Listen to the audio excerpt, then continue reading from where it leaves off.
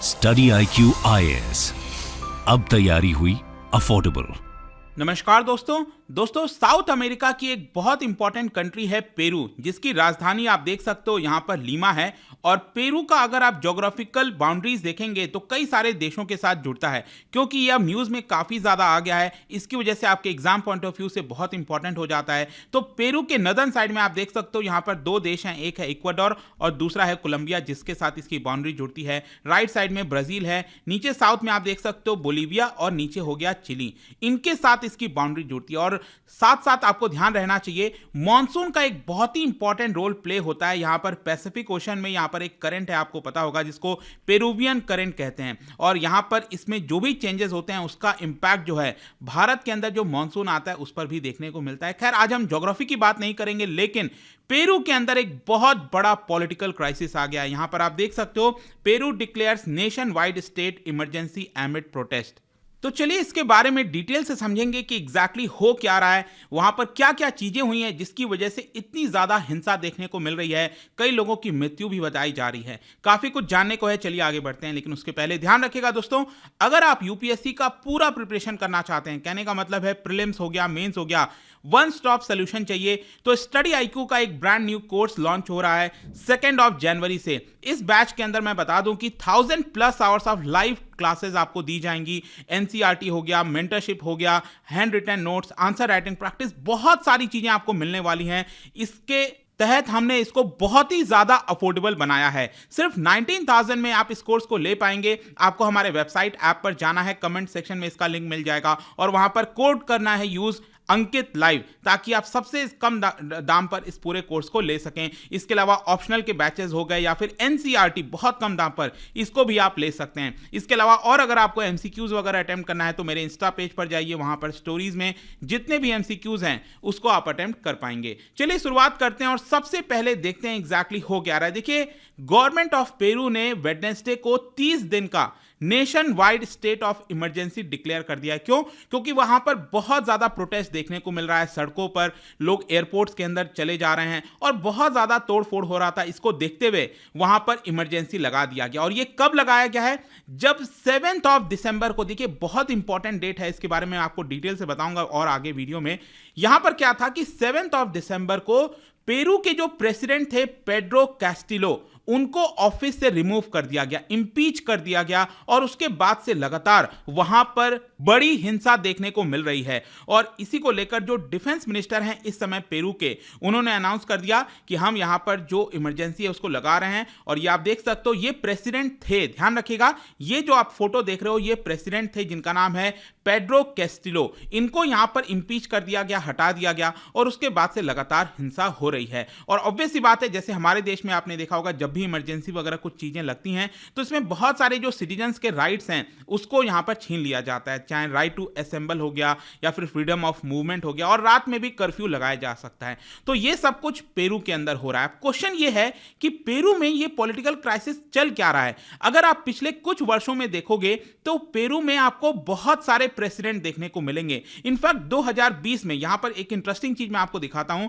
2016 से 18 ये आप देख सकते हो एक प्रेसिडेंट थे, फिर 2018 से 20 में एक प्रेसिडेंट थे, और 2020 में आप देखिए 10 नवंबर को ये जो प्रेसिडेंट है मैनुअल मेरिनो, इनको हटा दिया जाता है 15 नवंबर को। मतलब कि 9 नवंबर को 2020 में एक प्रेसिडेंट रहते हैं, फिर 15 नवंबर को ये वाले प्रेसिडेंट को हटाया जाता है और वापस से एक और नए प्रेसिडेंट बन जाते हैं 17 नवंबर को। मतलब 5 दिन के अंदर अंदर यहां पर 3 प्रेसिडेंट बदले गए थे 2020 में। और अभी आप देख सकते हो जो प्रेजेंट में प्रेसिडेंट थे, इनका कार्यकाल स्टार्ट हुआ था जुलाई 2021 में, पेड्रो कैस्टिलो। लेकिन जैसा मैंने बताया 7 दिसंबर को इनको हटा दिया गया और जो वाइस प्रेसिडेंट थी जिनका नाम है दीना बोलुआर्ते, उनको वापस से प्रेसिडेंट बना दिया गया। ये आप देख सकते हो, ये जो वुमेन है दीना बोलुआर्ते, ये वाइस प्रेसिडेंट थी, तो इनको अब प्रेसिडेंट बना दिया गया। मैं अभी आपको आगे सब कुछ बताऊंगा तो चीजें आपको एकदम क्लियर हो जाएंगी, डोंट वरी। बट मैं आपको एक ऊपर तौर पर बताना चाह रहा था कि पेरू के अंदर जो पॉलिटिकल इंस्टेबिलिटी है वो बहुत ज्यादा है। मतलब लगातार प्रेसिडेंट बदल रहे हैं, प्रेसिडेंट को प्रिजन में, जेल में भी भेजा जा रहा है, इस तरह की चीजें आपको देखने को मिलेंगी। अब क्वेश्चन ये है कि ये 7 दिसंबर को एग्जैक्टली हुआ क्या था। देखो 7 दिसंबर बहुत सारी चीजें लगातार अनफोल्ड कर रही थी पेरू के अंदर। सबसे पहले मैं आपको बताऊं तो ये जो पेड्रो कैस्टिलो हैं, जो प्रेसिडेंट थे, ये मैंने आपको दिखाया ना, पेड्रो कैस्टिलो ये जो प्रेसिडेंट थे, उन्होंने 7 दिसंबर को सबसे पहले क्या किया कि पेरू के अंदर इमरजेंसी डिक्लेयर कर दी, क्योंकि उनको डर था कि उनको इंपीच कर दिया जाएगा। समझिए, पेरू के अंदर 7 दिसंबर को जो प्रेसिडेंट हैं कैस्टिलो, उन्होंने इमरजेंसी डिक्लेयर कर दिया और कहीं ना कहीं उनको डर था कि वहां की जो पार्लियामेंट है उनको इंपीच करके हटा देगी। और इमरजेंसी डिक्लेयर करने के साथ साथ उन्होंने वहां की जो पार्लियामेंट है, जो कांग्रेस है, उसको भी डिसॉल्व कर दिया। जैसे भारत में आपने देखा होगा, हमारा जो लोकसभा है और राज्यसभा है, 2 हाउसेज हैं, वहां पर एक ही हाउस है, इसको कहा जाता है कांग्रेस ऑफ द रिपब्लिका। इसके अंदर टोटल 130 मेंबर्स चुनकर आते हैं। तो यहां पर क्या है कि इस पर्टिकुलर कांग्रेस को भी प्रेसिडेंट ने कहा कि हम इसको डिसॉल्व कर रहे हैं, यहां पर जो सरकार है, एक इमरजेंसी सरकार हम स्टैब्लिश कर रहे हैं। ये सारी चीजें ये हो रही थी और कैस्टिलो ने इसको ये कहा कि हम वापस से रूल ऑफ लॉ और डेमोक्रेसी लाना चाहते हैं देश के अंदर, और इसी की वजह से हम ये सारी चीजें कर रहे हैं। लेकिन क्या इससे कोई खुश होगा? नहीं। यहां पर क्या हुआ कि जितने भी उनके सपोर्टर्स थे, जितने भी काफी सारे लोग थे कांग्रेस के अंदर, वो सब उनसे बहुत ज्यादा नाराज हो गए कि आखिरकार कैस्टिलो ये क्यों कर सकते हैं। मतलब कि इनफैक्ट वहां की जो कोर्ट है, उनके जो जज है कोर्ट के, वहां की सुप्रीम कोर्ट के जज, उन्होंने भी कह दिया कि कैस्टिलो का ये जो मूव था वो पूरी तरह से गलत है, वो एक प्रकार से कू करने की कोशिश कर रहे हैं। और इसी को देखते हुए उनके सरकार के बहुत सारे minister, defence minister, vice president, सभी ने यहां पर इस्तीफा अनाउंस कर दिया। लेकिन इसके साथ साथ वहां की जो पुलिस है और जो आर्मी है, उन्होंने ये कहा कि हम कॉन्स्टिट्यूशन के साथ रहेंगे। मतलब कि होना तो उनको वैसे किसके साथ चाहिए था? प्रेसिडेंट के साथ। लेकिन क्योंकि प्रेसिडेंट बहुत सारे गलत निर्णय ले रहे थे, गलत काम कर रहे थे, तो पुलिस और वहां की आर्मी ने कह दिया कि नहीं, हम यहां पर कॉन्स्टिट्यूशन के साथ रहेंगे। मतलब वहां की जो कांग्रेस है, जो भी ये कांग्रेस निर्णय लेगी, हम उनके साथ रहेंगे। तो यहां पर अल्टीमेटली क्या हुआ कि कांग्रेस ने इमरजेंसी मीटिंग बुलाई और कैस्टिलो को इंपीच कर दिया। यहां पर आप देख सकते हो, कैस्टिलो को बताया जाता है कि 101 लोगों ने इंपीच करने का फैसला लिया, 6 ने अगेंस्ट में फैसला लिया और 10 लोग यहां पर नहीं थे। मतलब ये 130 मेंबर्स में से 101 मेंबर्स ने कहा कि हम इंपीच करना चाहते हैं, और इसके लिए 2/3 वोट चाहिए होता है। और इसीलिए 7 दिसंबर को फाइनली जो पेड्रो कैस्टिलो हैं, उनको प्रेसिडेंट के पद से हटा दिया जाता है। लेकिन अब देखिए क्या हुआ यहां पर। एक तो सबसे पहले जो वहां की कांग्रेस है, वहां की जो पार्लियामेंट है, उन्होंने वाइस प्रेसिडेंट डीना बोलुआर्ते को प्रेसिडेंट बना दिया। चलो ये ठीक है।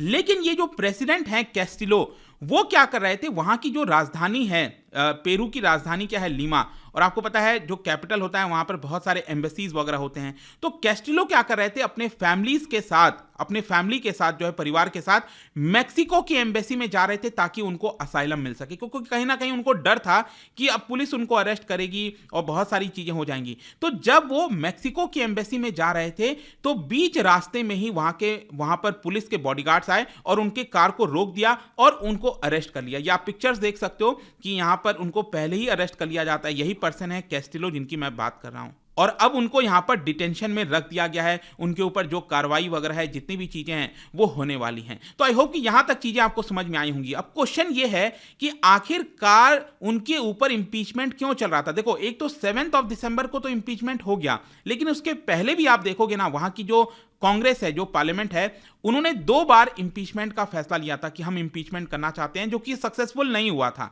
तो क्वेश्चन यह है कि आखिरकार उनके ऊपर इंपीचमेंट चल क्यों रहा था। देखो, पेड्रो कैस्टिलो अगर आप देखोगे, उनका जो पूरा प्रेसिडेंटशिप है, लगभग 1.5 साल के आसपास का, वो बहुत ही ज्यादा उथल पुथल का रहा था। वो left wing farmer school teacher थे। जी हां, वो एक पहले स्कूल टीचर थे, जो कि वो पॉलिटिकल सिनेरियो में आए और अपना जो विरोधी हैं उनको बहुत ही कम मार्जिन से हराया। तो उनके पास कोई बहुत मेजॉरिटी नहीं थी, और इसी को देखते हुए उनको कांग्रेस के अंदर बहुत सारी दिक्कतें होती थी, प्रॉब्लम होती थी। कोई बिल पास कराना है, कोई डिसीजन लेना है, निर्णय लेना है, वो सब कुछ नहीं हो पा रहा था। इनफैक्ट मैं आपको बताऊं तो उनके कार्यकाल के दौरान लगभग 5 प्राइम मिनिस्टर्स चेंज हुए हैं। जी हां, प्रेसिडेंट क्या करते हैं, प्राइम मिनिस्टर को भी अपॉइंट करते हैं। तो 5 प्राइम मिनिस्टर्स चेंज हुए उनके पूरे कार्यकाल के दौरान, और उनके कार्यकाल में करप्शन के बहुत सारे चार्जेस लगे। उन्होंने कहा कि नहीं, यहां पर पॉलिटिकल प्रोसिक्यूशंस वगैरह हो रहा है, कई सारी चीजें हम कर रहे हैं, लेकिन करप्शंस वगैरह के चार्जेस को देखते हुए काफी ज्यादा नाराजगी थी उनके खिलाफ। तो अब क्वेश्चन यह है कि ये सारी चीजें हो गई,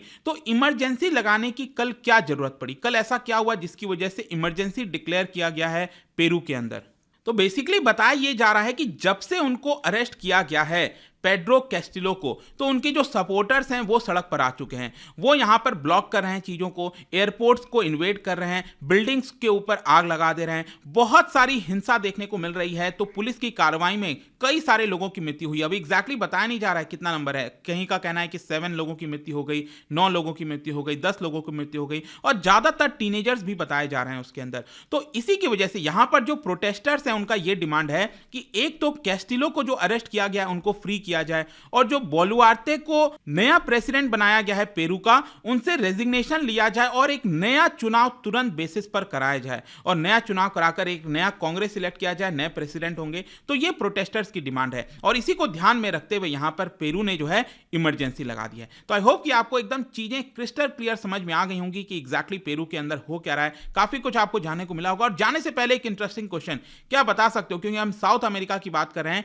साउथ अमेरिका में सबसे हाईएस्ट एक्टिव वोल्केनो कौन सा है? इसका राइट आंसर आप सबको पता है, मेरे इंस्टाग्राम पर तो मिलेगा ही, वहां पर अगर आप नहीं हो कोई बात नहीं, टेलीग्राम से भी ले सकते हैं इसका सही उत्तर। मैं कई सारे जो एमसीक्यूज हैं वो यहां पर स्टोरीज में डालता रहता हूं। बाकी अगर आपको पीडीएफ चाहिए तो टेलीग्राम पर आइए, अलग अलग सोशल मीडिया पर आप जुड़ पाओगे। और जैसा मैंने बताया, यूपीएससी की अगर आपको तैयारी करनी है, this the best course for you, hurry up, क्योंकि यहां पर क्या है कि कम सीट्स हैं, लिमिटेड सीट्स हैं। Use the code Ankit live ताकि आप अपनी सीट्स को बुक कर सकें सबसे कम दाम पर। एंड आई होप कि वीडियो आपको पसंद आया होगा। मिलता हूं आपसे next time, till then thank you very much, see you soon. Study IQ IAS, अब तैयारी हुई अफोर्डेबल।